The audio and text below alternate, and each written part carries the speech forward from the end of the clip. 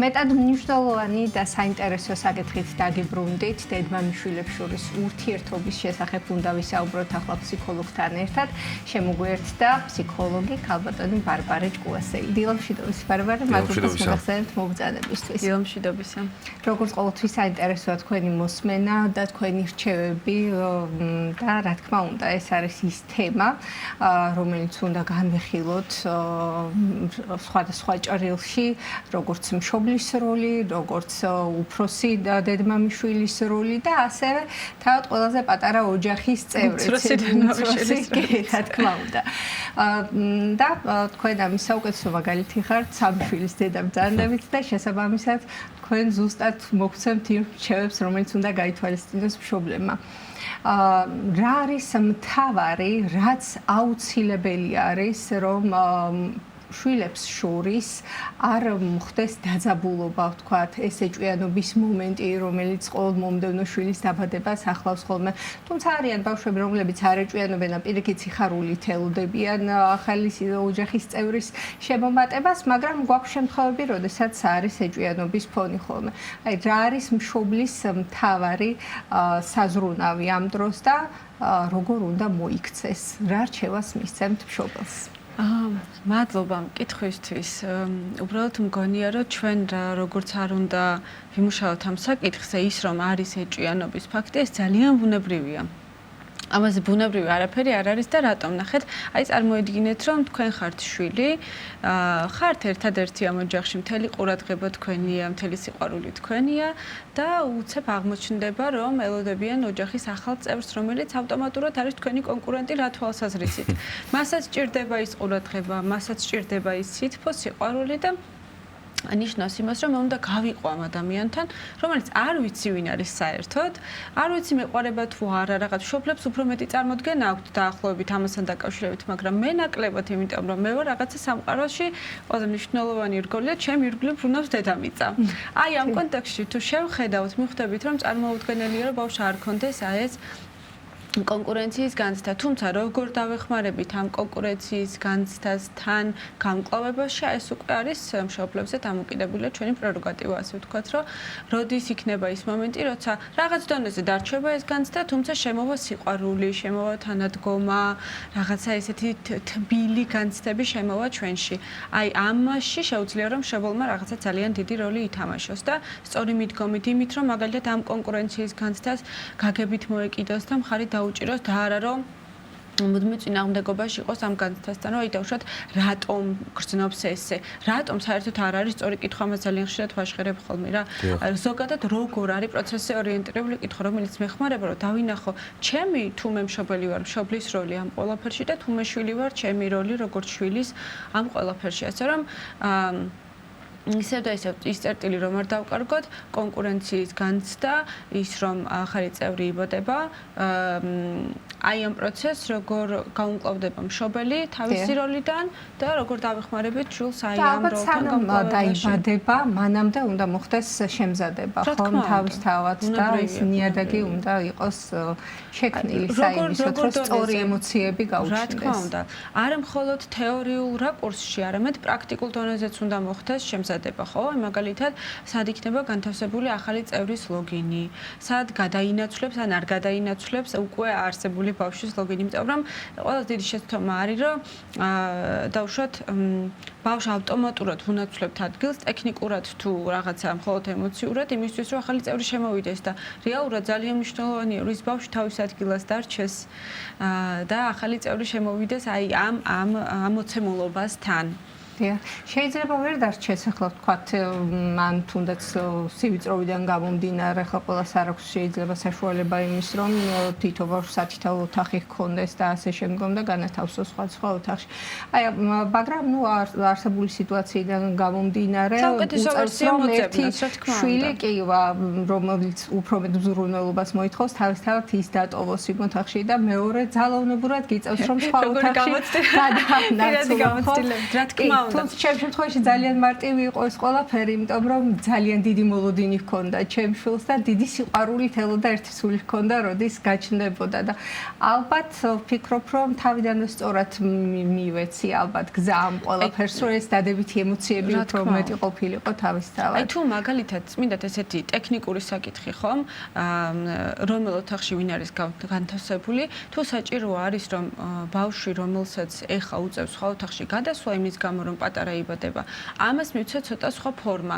მაგალითად არ დავამთხევოთ იმ მომენტს, როცა ბავშვი მოდის ახალდაბადებული ჩვილი მოყავს ოჯახში და მაშინ გადაყავს. ანუ ეს 9 თვე ჩვენ იმისთვის გვაქვს მოსამზადებლად, რომ ყველა ტექნიკური თუ არატექნიკური საკითხი გავითვალისწინოთ, რომ ბავშვმა არ იგრძნოს თავი გარიყულად, ხომ? მნიშვნელოვანია, რომ თუ ის გადადის ცალკე ოთახში, ეს მოხდეს წინსწრებით მანამდე, ქონდეს სხვა დატვირთვა, ქონდეს რაღაცა მისი დამოუკიდებლობისკენ სწრაფის დატვირთვა და ასე შემდეგ. ანუ ჩვენ ამას როგორ ფორმას მივცემთ, სულ ამას აქვს მნიშვნელობა.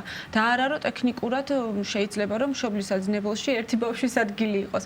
უფრო ვლაპარაკობ, რომ ჩვენ განცდაში რამდენად მშვიდად ვართ, რამდენად მშვიდად ვაწვდით როგორი მხარდამჭერები ვართ, როგორ აი თანმიმდევრულები როგორ ვართ, ამას აქვს მნიშვნელობა, თორემ მაგაში გეთანხმებით, რა თქმა უნდა, რომ რამდენი ბავშვი გყავს, ყველა მშობელთან ოთახში ვერ განთავსდება. წმინდა ტექნიკური საკითხია. აი უმცროსი დედმამიშვილის შემთხვევა თუ შეგვიძლია რომ განვიხილოთ, ასაკის მატებასთან ერთად ბუნებრივია იცვლება, ხომ? დამოკიდებულება დედმამიშვილთან, ზოგადად ოჯახის წევრთან.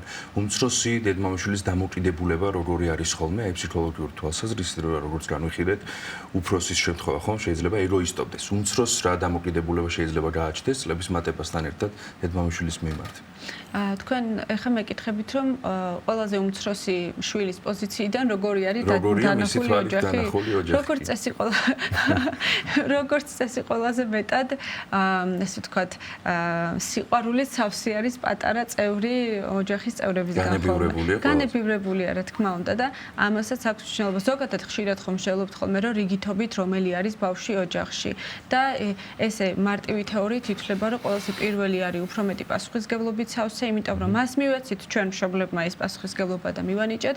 მეორე არის შედარებით რაღაც მსუბუქ მდგომარეობაში, თუმცა ესეც არის თეორიულად, რომ აი ნაკლები ყურადღება აქვს მას, იმაზეც კი მსჯელობდნენ, რომ აი მაგალითად ფოტოსურათები ვისი უფრო მეტი არის პირველი ბავშვის თუ მეორე ბავშვის, ხო? და რიგითობის შემდგომ უკვე შედარებით მცირეწლოვანი ბავშვები ხოლმე, რა თქმა უნდა, რაღაცა მეტი ყურადღების ცენტრში არიან, იმიტომ რომ შედარებით უფრო სხვა ასაკში ჩნდებიან, იმიტომ რომ მათ უკვე ყავთ უფროსი დედმამიშვილები, რომლებისთვისაც ზოგჯერ სათამაშონი არიან, ზოგჯერ რაღაცა საზრუნი ელემენტები, ხო, ასე რომ ძალიან მნიშვნელოვანია, რომ წმინდა და ეს თეორია გქონდეს გააზრებული გონებაში, რომ როგორც წესი, რომ პირველები იღებენ ამ პასუხისგებლობას და უფრო მეტად პერფექციონისტები არიან, ხომ? აი ამაზე ვიფიქროთ და ვიმსჯელოთ, რომ როგორ გავანაწილოთ ეს ყველაფერი. იდეალურად არ გამოგვივა ეს გამორიცხული ამბავია, თუმცა ჩვენი მაქსიმუმი შეგვიძლია რომ გავაკეთოთ. ანუ ჩვენი შესაძლებლობის ფარგლებში ვიზრუნოთ იმაზე, რომ პასუხისგებლობა მხოლოდ ერთზე არ განაწილდეს, არამედ მათ ასაკთან შესაბამისობაში პასუხისგებლობა იყოს მხოლოდ მათთვის მინიჭებული, არა იმაზე მეტი ან ნაკლები. ხომ? მაგალითად, რიგითობით არ გამოვყვეთ ბავშვები და ყურადღება სჭირდება ყველა მათგანს.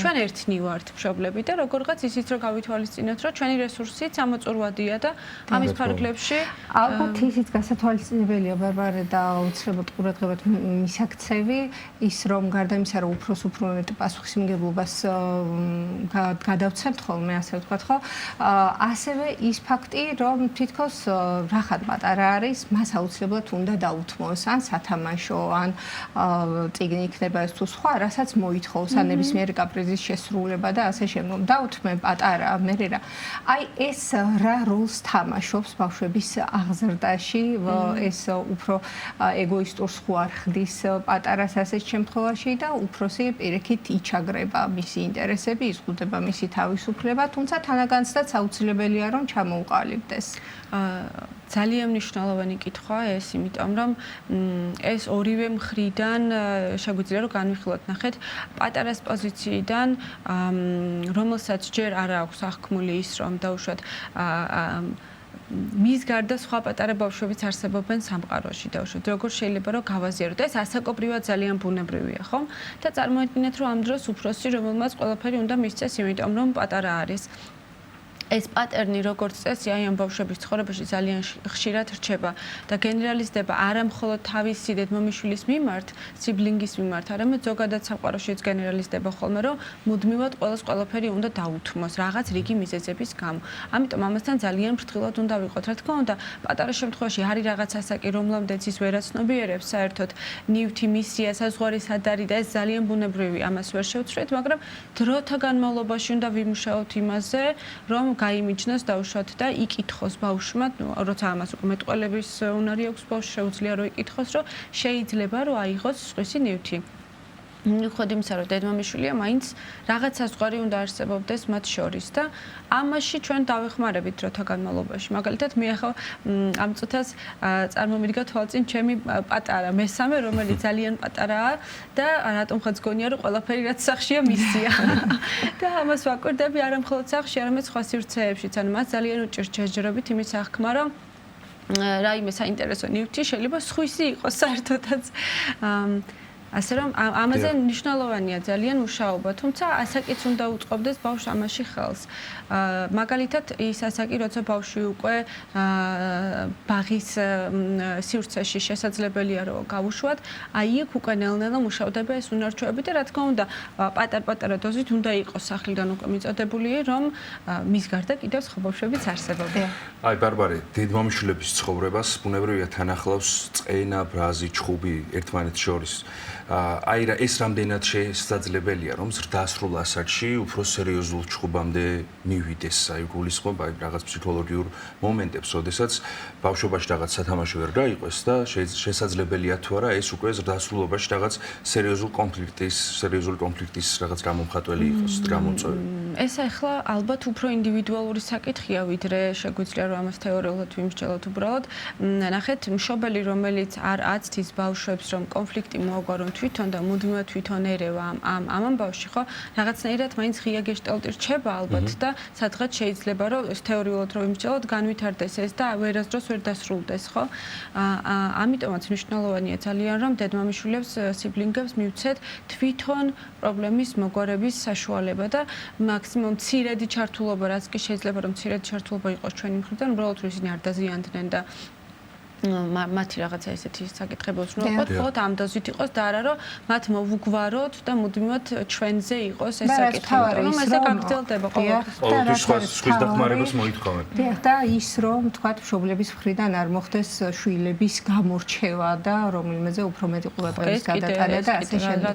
ფაქტობრივად დასასრულს მივახლოვდა ჩვენი შეხვედრა ბარბარე და ასე ვთქვათ რჩევა რომ მივცეთ მშობლებს როგორი უნდა, რა თქმა უნდა შვილებსაც, უფრო შვილებსაც, როგორ უნდა მოხდეს ოჯახში ახალი წევრის მიღება. ოჯახში ახალი წევრის შემოსვლამდე მნიშვნელოვანია რომ მთელი ოჯახი მოემზადოს ამ ფაქტისთვის მშობლებით დაწყებული უკვე არსებული შვილებით.